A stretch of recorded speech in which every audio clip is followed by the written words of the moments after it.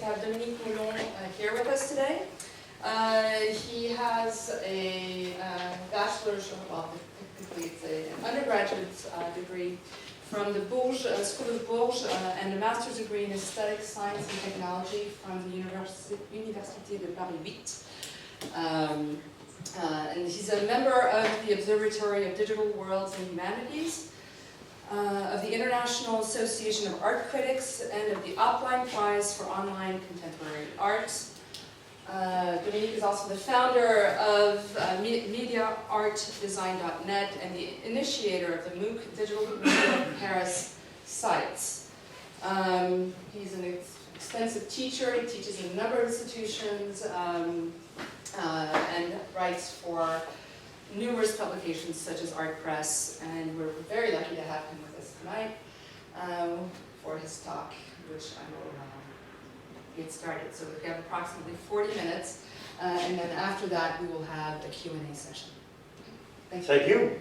So thank you very much, Frederic, for this invitation, and thank you, Klaus, that I invited a few years ago in one of the schools I teach in, and recently we talked about coming here, so it's some kind of exchange. I'm used to giving this kind of presentation because I love to travel as frequently as I can. I earn my living usually by teaching, like a lot of people here, and I spend it by traveling, writing, curating, and sometimes it costs me a lot of money. I also taught in different contexts, being in France and in the US, because I taught several summer classes in the Art Institute of Chicago, that you might know, SAIC. This is my website. It's named, as you just said, MediaArtDesign.net, because I spend a lot of time by thinking about the relationship between media and design in schools, but I'm more interested in the context of writing and curating about the relationship between media and art. So on this website you'll find a lot of information. This is entirely in English, and of course in French. And there is also a blog. So on my website I usually write articles about important events. I mean, like Ars Electronica or Basel in Poland, in Venice, in The Hague, in etc. I've been like more than 12 times in Ars Electronica in Linz, Austria. On this blog, this is only in French and about some more smaller events, but it's also interesting sometimes to mention just an idea.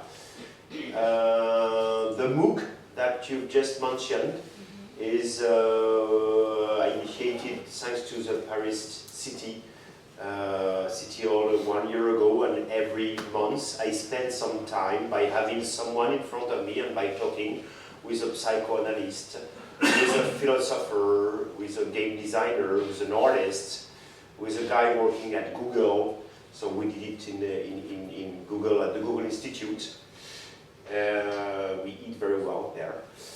And there are some other information, so if you want to know more about what I will talk about, don't hesitate to go back on my website. I'm going to give this short presentation that I gave a few times, but by modifying it months after months, and I prepared it for last year in August. A very important event that is a symposium about art and technologies, and that is named AICA. And AICA, it takes place in different countries every year. So this is about digital media as contemporary art. I'm working now on a PhD that I should finish next year about the digital practices, but in the context of contemporary art. I think I was really very interested 10 years ago or 20 years ago in the field of digital art, but I feel like it's like video art, it's disappearing because digital technologies are everywhere around us, of course in art too. Even if when you visit some huge art fairs like La FIAC, for example, it's not obvious, but by the way, we paint or we sculpt maybe after having researched on Google. So finally, the digital technologies are everywhere around us, and of course in contemporary art. And I'm used to saying that I finally spend part of my life by looking after art in the digital community. So here are the places that I visited, like Linz, Newcastle, Paris, Montreal, Berlin, Rotterdam, Montreal, several times, Créteil, not very far from here, New York, and etc. And all these places are dedicated or were dedicated to the relationship between art and technologies and science and etc. And I recently switched from looking after art in the context of digital, and that was very easy, by the way, to try to look at digital in the context of art. So finally, it is the same, but the context is different. It means, for example, every year now I try to go to Art Basel. I mean Basel, not Miami. I'd love to, but it's a little bit far. To look at the galleries that are interested in digital art pieces, because we know that the market is a very important key component of the art world. And that's why a few years ago I was asked to curate an art fair, and I was very happy to do that. This is about 1.5 years ago. We did better last year, and we are going to, we're thinking about it for next year. Might be here, and here is a collector, and etc. So I learned a lot. And here is an exhibition that I curated in 3 times in a row in Montreuil, a small town in the suburbs of Paris. And I had the possibility to organize 3 exhibitions, and at the end I finally published something more than a catalog, more than a book, by regrouping 12 interviews. And these interviews, you can find these interviews on my website, and I had the possibility to interview Christian Paul in the US, Lev Manovich in the US, Peter Weibel in Germany, Gert Stocker, the artistic director of Ars Electronica, and etc., etc., etc. So it helped me a lot to work on my PhD and to publish this book and to think about this kind of relationship. I also interviewed Steve Sachs, who is the gallery owner of the Big Form Gallery in New York, and Wolf Lieser, the gallery owner of the Dam Gallery in Berlin. So that was really very interesting, months after months, to meet all these people and to ask the same questions, finally, but different ways and to different people.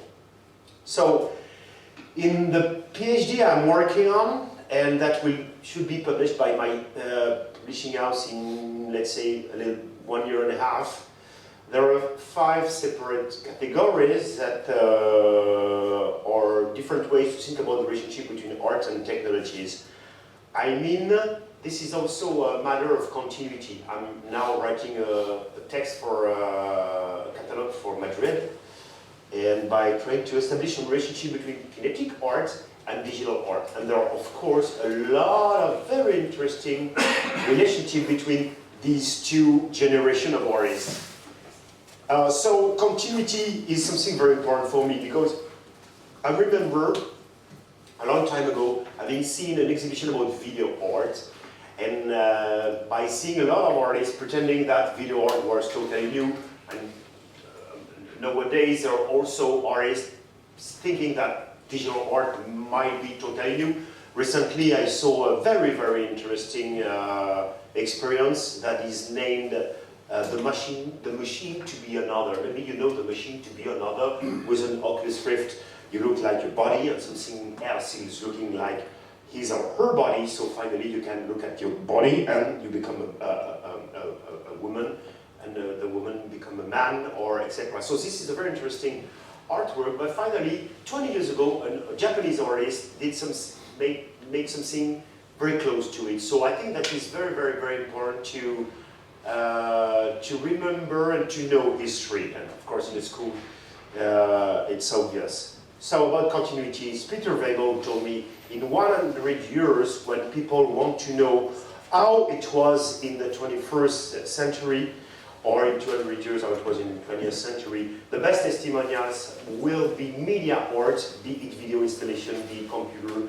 installation or whatever. And I really think that the artists that are using the nowadays technologies, the artists that are using the technologies that literally sculpt or face that the society we live in, maybe are at the best place to give us some keys to understand the society we live in. So here are some artworks that I think are really easy to connect to the past.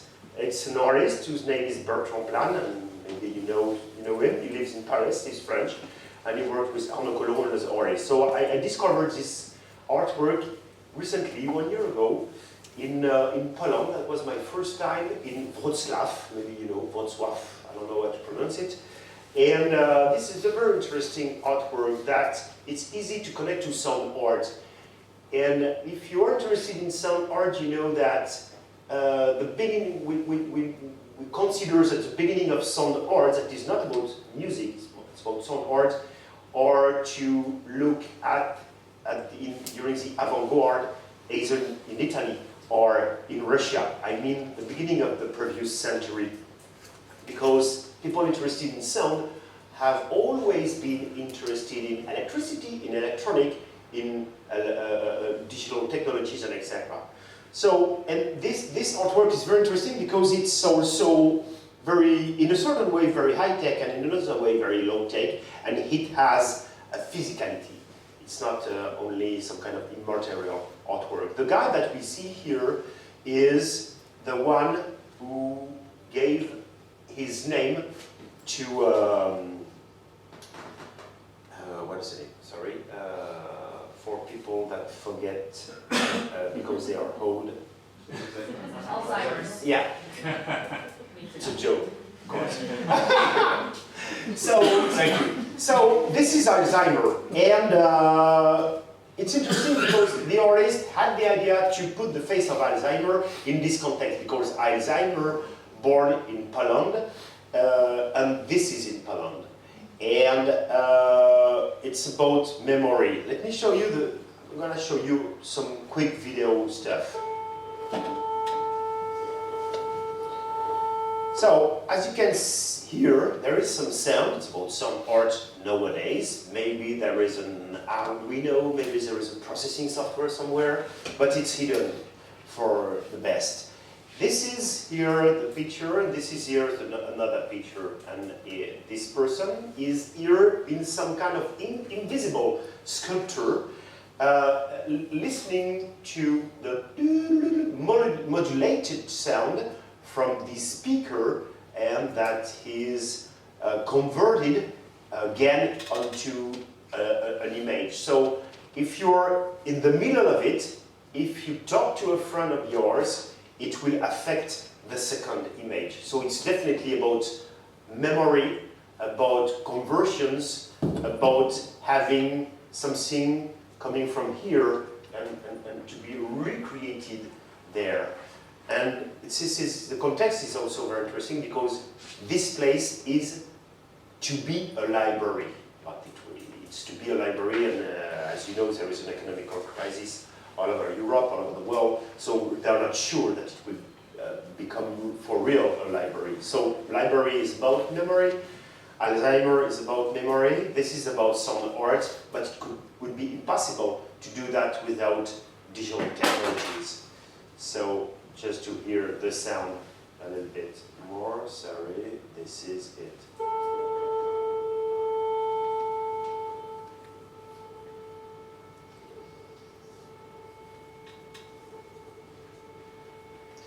And just for the story, there is here a tiny button. Nobody had the idea to touch the button, and I look at it and I say, oh, what is that? I was thinking about the artwork, trying to understand, and having been used to visiting this kind of exhibition at the ZKM or ICC, Tokyo, etc., I had the idea to touch the button. Then it stopped to work, and nobody knew why. And I don't know that I was at the origin of the problem of the artwork. And the artist came to me and said, okay, now it works, but who had the the idea to touch the button. Then nothing. But this is interesting because in the context of digital art, usually we touch everything. In the context of contemporary, usually we can't touch anything.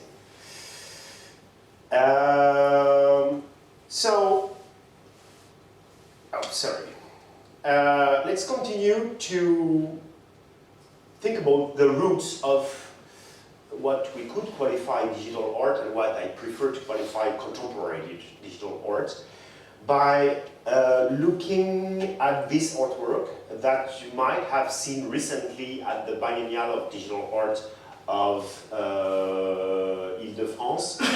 That was a festival named Nemo that became a biennial close to here. It was at Le 104.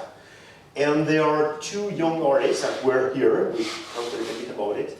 And I saw this artwork for the first time. I usually give the context because I think that the context is very important. In Transmediale being a festival in Germany, in Berlin. Very interesting festival, becoming very, very politically involved, but artistically also interesting. And Bram Snijders and Carlton together had this idea to remap, is the name of the artwork, to remap a video projector. And one day, I had the possibility to exchange with Benjamin White. Benjamin White is a guy that is a curator that, in my opinion, is very important because he moved from Switzerland to Paris, to the San Francisco MoMA, to the IB New York, to Art in Space New York, then to Laboral in Spain, and now he lives and works in Santander. And Santander is the name of the city, but it's also a name of a very important bank. And this bank, like Louis Vuitton Foundation, is thinking about having a new building and a new collection. So he's working on the collection, Benjamin White. And we talked together, and he gave me an idea that I still have in mind by talking about colors. And he said, finally, if you look at the way we packed colors in tubes at the end of the 19th century, it's a tiny innovation, but it pushed the artists out of their studio to work inside the nature. And finally, it has a name. It's named Impressionism. Of course, Impressionism is also a reaction to photography. In this context, the video projector is at the beginning a tiny innovation that was supposed to help people to talk about figures and showing the progression of the company and etc. And a lot of artists, including Nam Yoon Paik, for example, had the idea to take it, to use it in the context of art. And by using these video projectors, they literally converted our cities onto their workshops for the better and sometimes for the worse. But I really prefer the way this video projector is mapped, considering the flowers that sometimes grow in our city, or trees or things like that. As you can see, it's a real video projector, and it's alone. It is alone. And by being surrounded by several mirrors, I mean maybe 2 or 3 mirrors, very precisely set, it becomes able to remap itself. So this is definitely why I love it, because it's almost nothing. And we look at the apparatus that is a part of the artwork, and the light that it emits is also the light that is converting it onto a project, because wireframes, this kind of wireframe usually, or at the beginning of an object, I guess that maybe this bottle at the beginning was a wireframe, a 3D model that you could find online for print, for example, because nowadays there are a lot of 3D models online.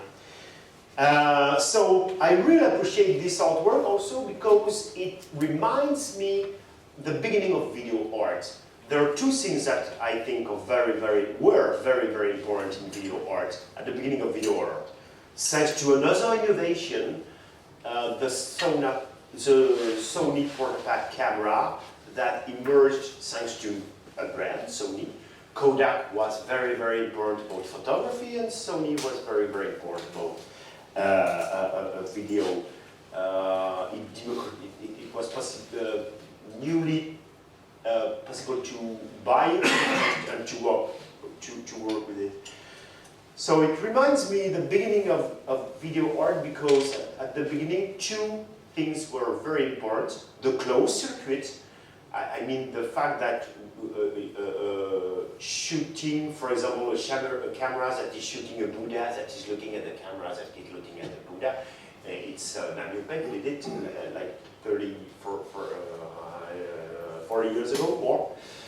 And there is also something that is very, very important, that was very important, that is, I don't know how to translate in English, autofilmage, how would you say, auto-filming yourself, shooting at yourself. Filming yourself. Auto? Or filming yourself. Filming yourself, thank you. Not So, a portrait. sorry? Not a portrait? Yeah, video art portrait. That was very, very, very, very important, and this is the moment a lot of very important artists shoot themselves to exhibit themselves in the context of museums. And nowadays, finally, the closed circuit re-emerged thanks to the web cameras on our computers, and the fact that artists are shooting themselves re-emerged also thanks to broadcast yourself, thanks to YouTube, another brand, that finally helped some artists like Petra Cartwright, American artist, and a lot of them, Canadian, Jeremy Bellet, maybe you know Jeremy Bellet, that is a very, very, very funny guy that I met recently at the White Shadow. So another example that I think is interesting, of course you know kinetic art with artists like Julio Leparc,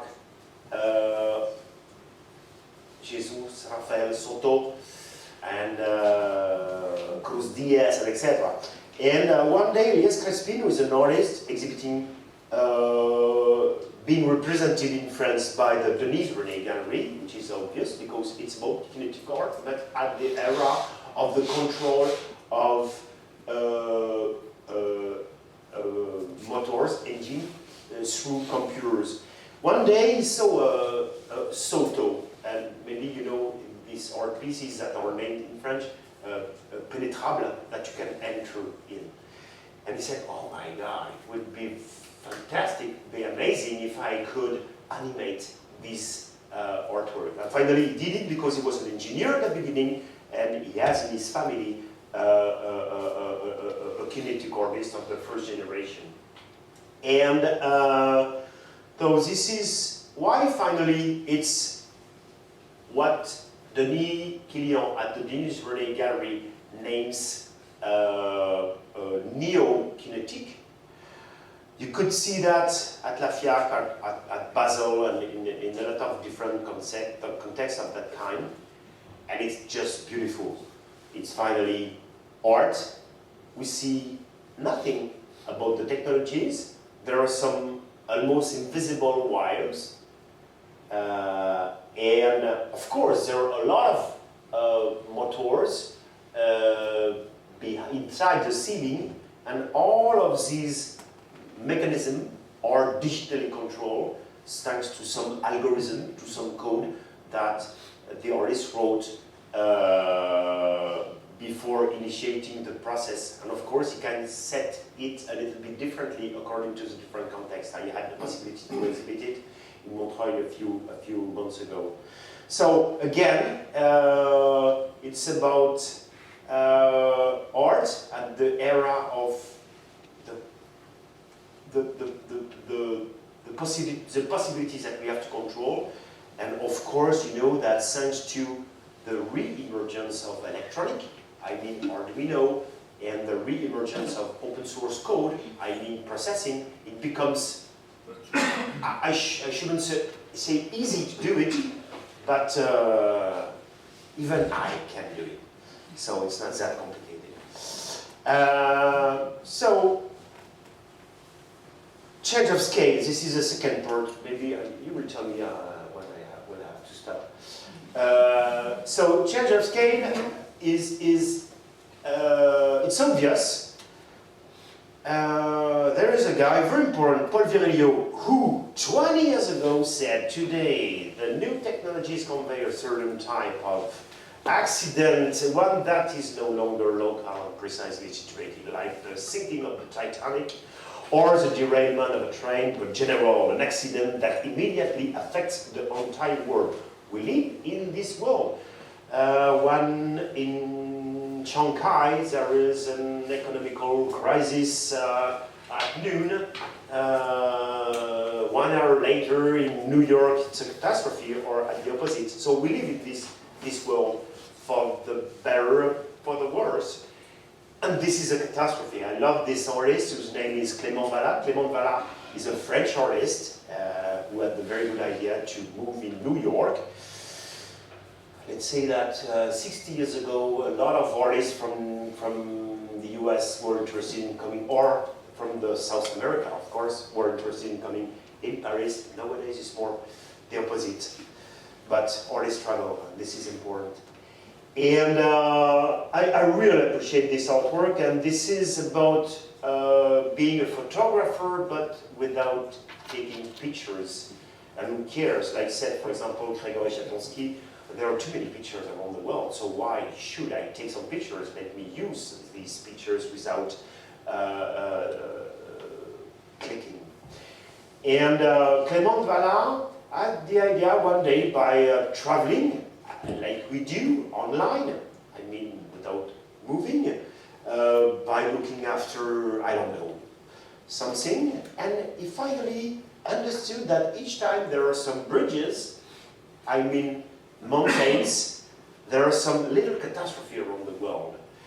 It's all, I chose these 4 pictures, and all of them were chosen in Switzerland. Why in Switzerland? Because in Switzerland there are some mountains. So because there are some mountains, according to Google apparatus, that is very, very, very, very powerful, but that sometimes do mistakes, or let's say that sometimes look after the world a different way.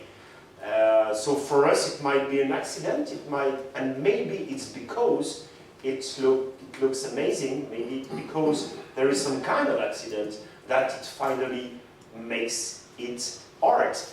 And he found a lot of these images and built a website, some kind of Tumblr website that you might have, just by regrouping all these images. Another artist did it in Canada, and his name is about 9 Eyes Google Street View, anyway. John Rathman, very important artist in Canada. So just by collecting images, he finally created an artwork that is the best ever way to represent the global catastrophe. This is another way to think about the global catastrophe. It is an artist, it's a case, the guy is a case study. I mean, he lived in China, Shanghai, about 20 years ago, came to Paris, and was a painter, and discovered the digital technologies. For the older people like I am, maybe you remember Director, the software. And he created art, he created some video installation, some interactive video installation. And he became famous thanks to his video interactive installation. And one day he decided to move to photography. So I visited his workshop, and I saw some beautiful photographies. And this is the photographies that I had the possibility to exhibit. This is the one on the left. And they are also about the global catastrophe, because it's about the Tower of Babel, and you know the story of Babel. We might have had the same language. The guy said, no, it's impossible, and I separated all the people, and we are living in this kind of world, complicated world. And so that was a catastrophe. And these images are global thanks to the subject, and also thanks to the way he creates these images. He's also a photographer that never takes pictures, but exhibit photographies, pictures in a lot of countries. He had a personal exhibition at CKA, for example. And he finally does it by rating, building, tank, people, and etc. And by regrouping a lot of tiny photographies, finally, it becomes a picture by regrouping, let's say, 1,000, 2, 3, 5,000 fragments of pictures that, at the beginning, had something in common, which is the name of the photography. Because you know that it's not that easy to find a photography online thanks to an algorithm that would be able to see. There is an Evian bottle here, but if the picture of the Evian bottle is named Evian, it might be very easy to find the picture. So it is thanks to the computers, thanks to Google search images, that finally these global photographies exist. This is a global, another global artwork created by Alessandro Ludovico, my friend living in south Italy. Capri. No. Anyway, with Paolo Sirio, who moved in New York. And they had the idea to create a website together in 2010. It was named, the artwork is named Face to Facebook, but the idea was to create a website named, it was a dating website. Lovely something, lovelyfaces.com. So they had the idea first, thanks to Paolo Sirio, that is very good at coding, and Alessandro Ludovico being also an artist and a theoretician. They had the idea to create a robot that was able to copy and paste some Facebook profiles, meaning to copy some images. So I could, for example, visit your Facebook page and take a picture. But they did it 1 million times. Then they used another robot to teleport men and women. Then they created automatically a website named lovelyfaces.com. And of course, when Facebook knew that, they were not that happy, and their lawyers called the artists like, you have to give us back the profiles that you stole. So first, it means what means original and copy at the era of the digital technology first. According to which law? Californian law, a law in Mexico, a law in Iran or in France, according to which law? And you have to give us back the profiles. And the artist finally did it by kidding at Transmedia and said, I've got here the DVD of the stolen profile. I can give it back to Facebook. So, and thanks to that, he had the possibility to be broadcasted on tons of news in the US. Some artists are being sued by the Facebook lawyers, etc. But of course, there are artists and activists, meaning activists and hackers. But it's by creating this kind of artworks and contextualizing this kind of artworks in the context of art that finally it forces us to think about it. What does it mean? Original, copy? What do is my face mine, or could it be pictures that belongs to someone else? There is an artist who is an American artist, a young generation American artist, who has finally the answer. Her name is Janet Ice. What about the internet? Everything is everyone's. When you put something on the internet, it's mine. And this goes for images, tweets, videos, anything. I'll take it and make it mine. Make it mine. You put something on the internet, it's mine. I love this way to think about the content that is the content of everybody. And society, I love this sentence. Just as water, gas, and electricity are brought into our houses from far off to satisfy our needs in response to a minimal effort, so we shall be supplied with visual or auditory images which will appear and disappear at the simple movement of the hands. Hardly more than a sign. Paul Valéry, 1928. how should he know that the high-speed internet,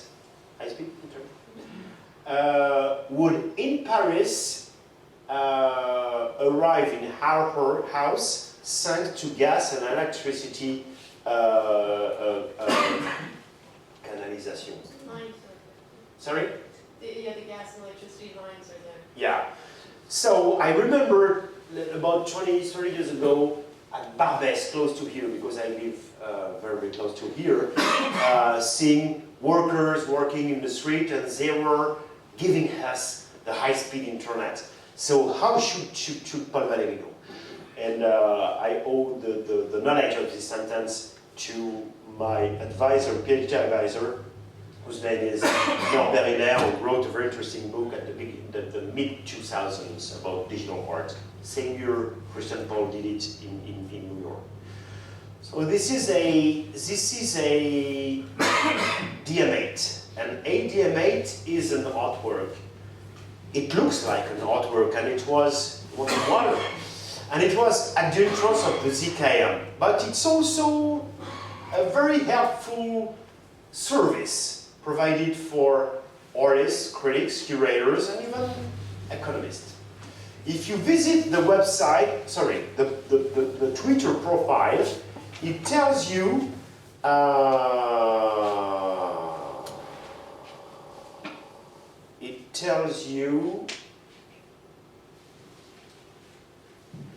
haven't visited this page for a few weeks or months. At the beginning, the idea was, instead of creating an artwork, they had the idea to write some code. I mean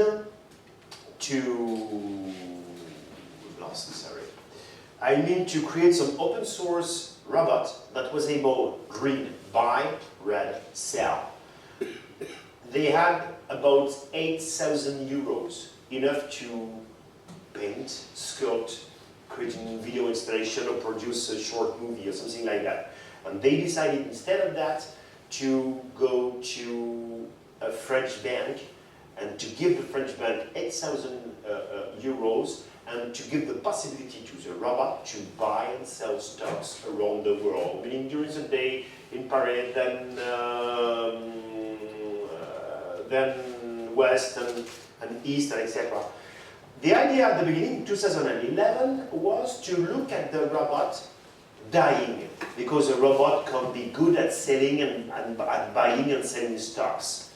And finally, 3, 4, 5 years later, it happened that the robot was finally pretty good at buying and selling stocks. So what does it mean? It means finally, if we would have given the possibility to robots instead to people, I mean in New York, in Shanghai, in Paris, at La Société Générale maybe, maybe it would have been better to give the power to artists.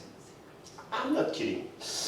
But if you visit the website, you will see that sometimes the robot is pretty smart, and it's an open source algorithm. So if you ask the artist, they will be very happy to give you the code of the robot. I love this artwork. I had the possibility to exhibit Olia Yalina, who was very important during the 90s because she were a member of the net artist community, mid-90s, and she continues to work, and she created this artwork very recently. I love it. It's called Summer. It's her.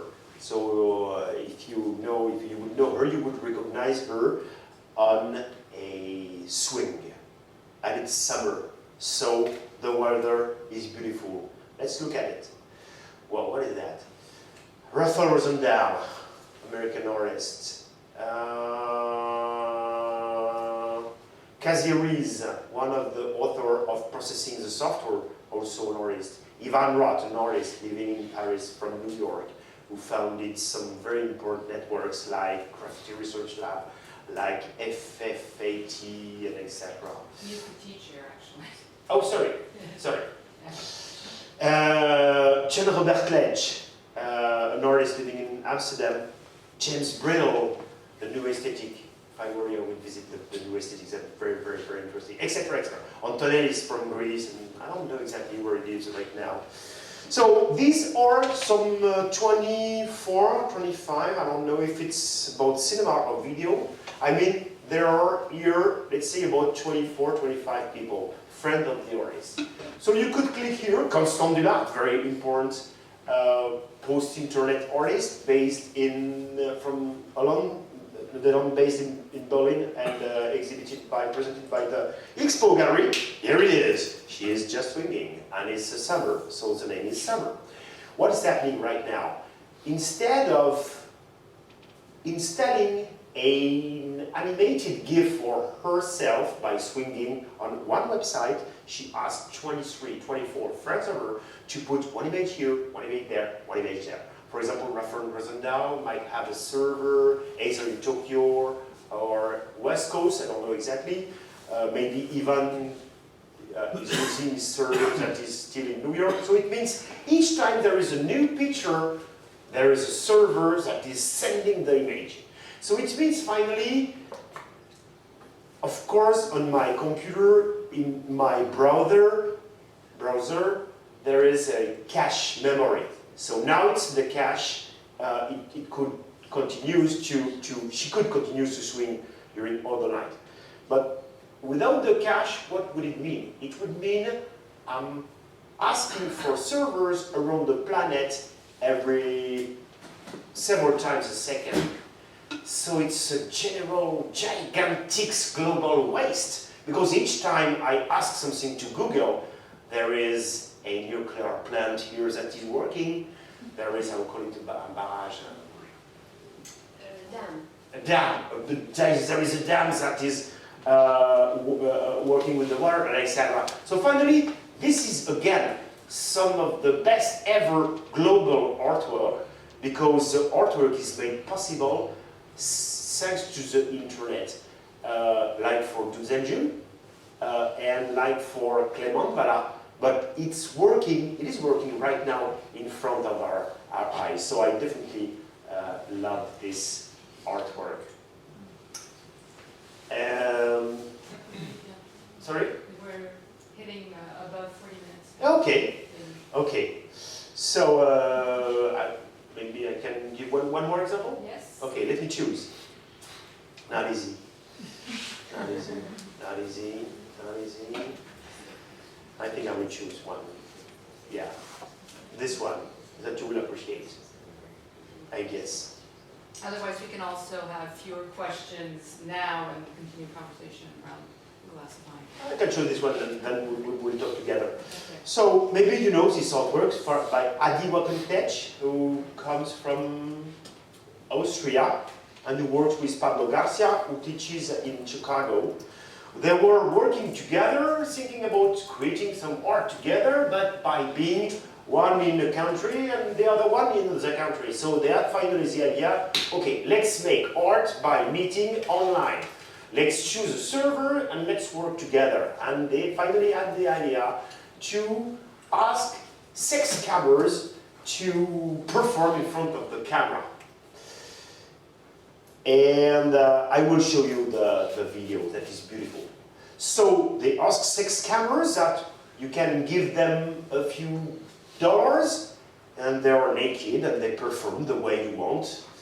And finally they captured the screens from Austria or from the US, sent the screenshots in China, in some huge places. There are some very talented painters that painted the screenshots and that sent back the pictures made of oil at IBIN. And you know that IBIN is a very important place, historical place, dedicated to relationship between art and open source technologies and etc. That was initiated in New York, Chelsea, and that moved recently in Brooklyn, like a lot of galleries. So let me show you the video. So the first question was, would you like to pose for me? To naked people ready to do anything. And they were not exactly expecting this kind of question. A lot of them accepted. Okay, I can do that. Could you pose like this? I never remember if it's Tizian or Tintoretto, but Italian painter. Okay, I can do that. The question is, what is pornography? Have you ever visited the Louvre by looking at two naked people, beautiful bodies? Here it is. So they repeated the question to several people. Here is the result.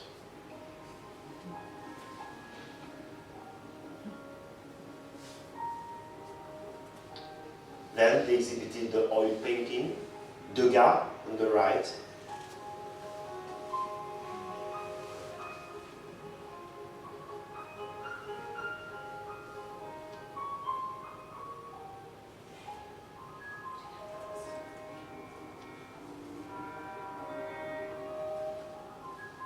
Whistler on the right, Vermeer, Goya,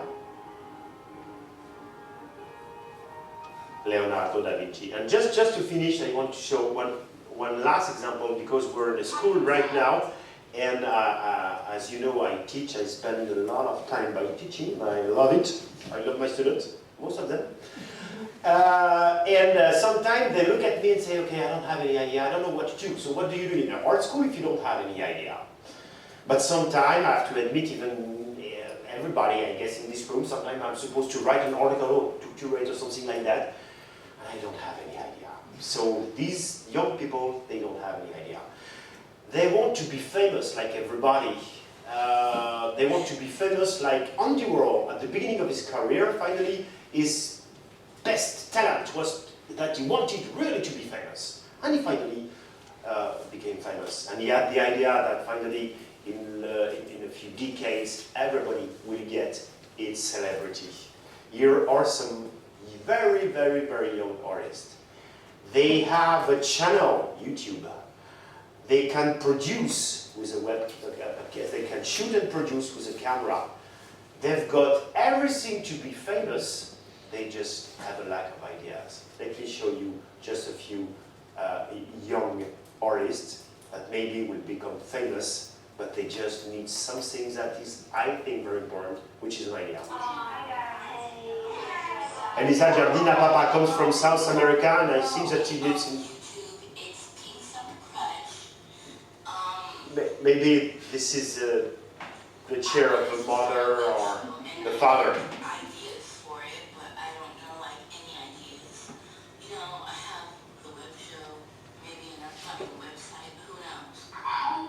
I'm behind my kitty cat right here. If you guys could give me some ideas, I'd greatly appreciate it.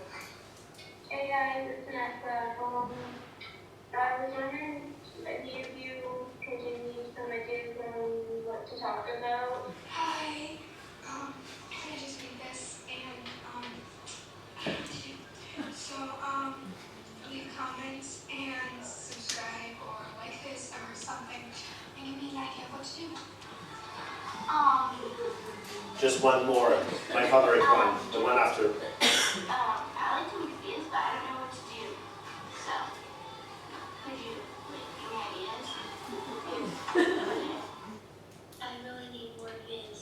I have no time. She has no time. Okay, so... My students frequently tell me, I don't have any time. Do you think I really have time? There's always weather days and all that stuff. I need new vids, seriously. Give me some ideas on my comment box thingy. So if you don't have any idea, don't hesitate to call me. Now. Do you think that we only see girls because guys don't recognize that? Don't say they have... I have an answer. It remembers me another artist whose name is Christopher Baker and who also teaches in the US. And he created a few years ago a beautiful artwork that is called Hello World. And he finally took on YouTube a lot of thousands of tiny videos, starting by Hello World. It reminded me, is there more young girls than young boys? And I think yes. Why? Because I think that YouTube finally replaced something that we knew a long time ago, that was a journal, the personal journal, that you write when you were a kid. Not anymore. It's even impossible at Monoprix to find one journal for young kids. And the idea was to talk to your journal, my very journal. And the idea was not to talk to anybody else, but to finally pry somebody to find it, because it was hidden, but not that well hidden. It was the idea of talking to someone else. And I think that there are more, even in literature, well-known journals written by young girls and by young boys. And one is very, very important during the World War II, which is Anne Frank journal. So Anne Frank is not a boy, she was a girl. And I think that YouTube finally replaced the journal, but with a very, very, very important difference to a journal. They were talking to my dear journal, and now it starts with hello world, hello everybody, I am talking to the world. And I love the idea, and when I saw this artwork, it finally, by having all the video, look at this video that is named Hello World by Christopher Baker. It looked like finally the entire world were talking to me, because everybody was looking at the camera. And I think that at 10 years old, maybe there are more girls than boys. And I frequently repeat to my students that usually when they're like 20 years old, girls are definitely more mature. Mature, sorry.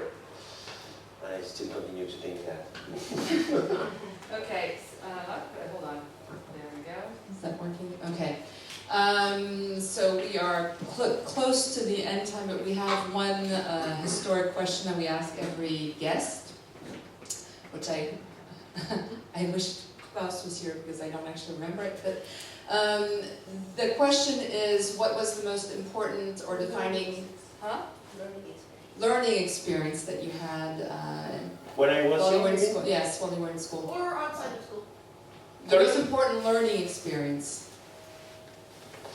First, I appreciate the question because I am used to inviting people in one school I teach in, one or two schools, like I did with Klaus, and I usually ask a question at the end. And I never face a question at the beginning.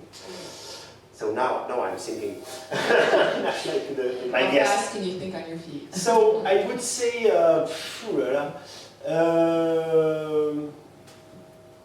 yeah. First, I have to say that I was not that good at school. I started with a diploma that is kind of the worst diploma you can get, which name is un CAP.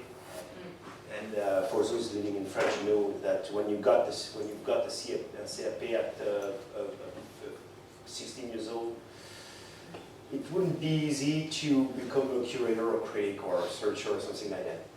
And I remember when I was young, my French teacher asking everybody to choose a book.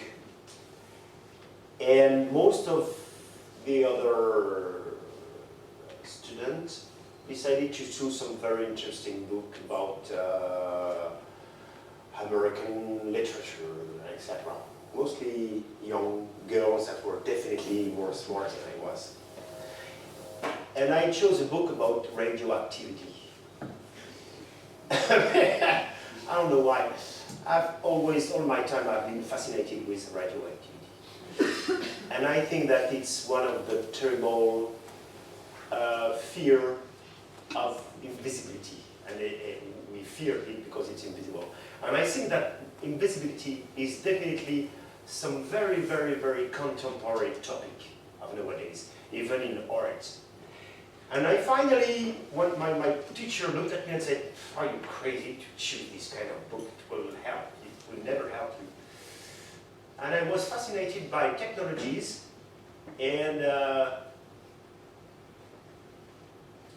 I'm still fascinated in technologies, but right now I'm interested in biotechnologies thanks to Eduardo Katz. I'm interested in nanotechnologies thanks to Frederick de Wilde. I'm interested in a lot of other technologies thanks to some artists. Finally, now I know that having a global knowledge of the technologies we live with is, I think, very important. And about finally, it's the worst experience of my life. These books that I chose and that the professor told me, "Are you crazy? It will never get you somewhere." And finally, it did. His name was Bouchereau.